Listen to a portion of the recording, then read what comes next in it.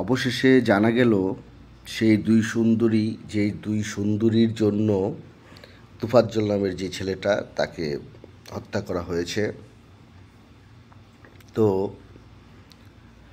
ব্যাপারটা হচ্ছে এরকম যে আমরা হাদিস থেকে আগে জানতে পারতাম বা শুনতাম যে একটা সময় আসবে আসলে যে মারা যাচ্ছে সে কেন মারা যাচ্ছে সে নিজে জানবে না, আর যারা মারছে তারা কেন মারতেছে সেটাও জানবে না।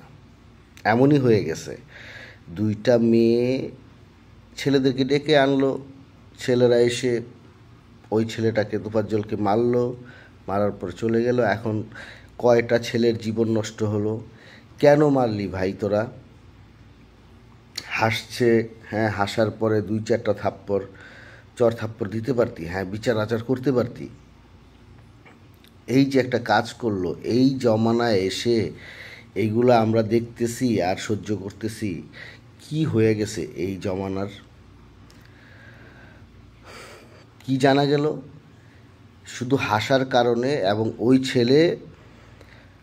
ছেলে আবার ভার্সিটিতে যায়, ভার্সিটির যেই শিক্ষক আছে ওনার কাছে মাফ চাইছে, সরি বলছে যে আমি আসলে যদিও অন্যায় করে থাকি তারপরেও আমি সরি, যদিও অন্যায় করি নাই তারপরেও আমি সরি বলতেছি, আমি সরি, এইটাও বলে আসছে। তারপরে এসে তাকে মারা হয়েছে। চিন্তা করেন মানুষের মাথা, মস্তিষ্ক, জ্ঞান বুদ্ধি আসলে কোথায় চলে গেছে। মানুষকে মেরে ফেলছে, অথচ সামান্য অপরাধের জন্য একটা মানুষকে মেরে ফেলতেছে।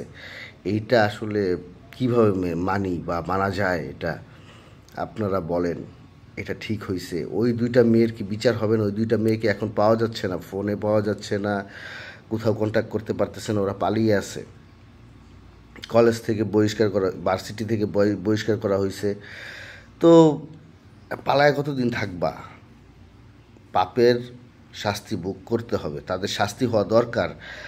আর বোনদের উদ্দেশ্যে বলতেছি, আপনারা যারা এই ধরনের মেন্টালিটি নিয়ে চলেন তারা অবশ্যই সতর্ক হয়ে যাবেন।